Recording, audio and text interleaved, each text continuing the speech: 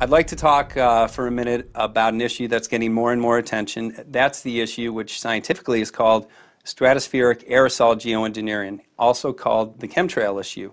Are you aware of it, and would you be willing to talk about it candidly with us today?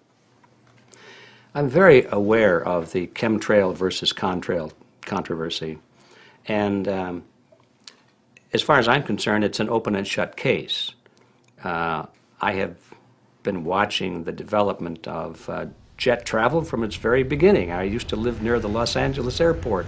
Remember when the first jets came in and landed? Man, they made a big noise. We never heard a noise like that before. And we used to go down and sit at the end of the runway and watch these jets come in and take off because it was a novel experience. I've been watching jets all my life. When I know about jet contrails, I've watched them. They're vaporized moisture, ice crystals, and they get out there in the atmosphere, and then they effervesce and evaporate and then disappear, and you can see them.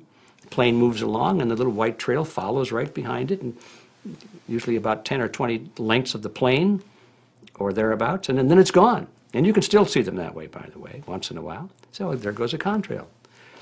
These other things we're talking about are not at all the same phenomena at all. These planes go by, and they billow out this white smoke, and it covers the sky from horizon to horizon. It doesn't dissipate at all. And they crisscross each other, and you see this thing cover the sky and turn it milky, and then people start having trouble breathing, and then you hear stories about the aluminum and barium deposits that they're picking up in the residue. And you put it all together, and I don't see how anybody who's got their eyes open and their mind open can come to any other conclusion but that somebody is spending a lot of money and effort to spray the planet. The question is, why? I have my own theories, but I hope that there will be some good investigative reporters go out there and get us the answer. I know that whenever it's finally discovered, and it will be, the people who are doing it will undoubtedly say, oh, well, we did it for you folks. It's for the greater good of the greater number. Mm-hmm.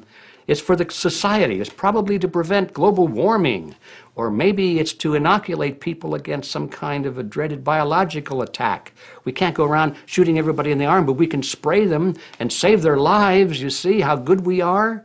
We're doing it for the benefit of society. I know they're going to, whatever it is, they're going to say it was for your good, mm-hmm. or mine. Surely when it finally comes out what is being done, they will try to defend it as though it was some kind of a public benefit being done. Mm-hmm. It's for you folks. It's for the benefit of society and mankind and all of that nonsense. I've noticed that the spraying appears to be mostly in NATO countries. Mm-hmm. I've seen it here in the United States. I've seen it in England. I've seen it in Scotland. I've seen it in Canada. And I've had reports from people who live in France and so forth. But that, if that's true, and I believe it is, I have never heard any exceptions to it, then that's a clue, isn't it? There's a grouping, there's a political grouping here of some sort. It's international in scope. It's not just an American phenomenon. It's international. And anybody that wants to investigate that, I think, has to take that fact into consideration. They're going to find a political grouping and a political motive here. But in my humble opinion, it's not in your good or mine at all. I don't know what it is, but we'll soon find out.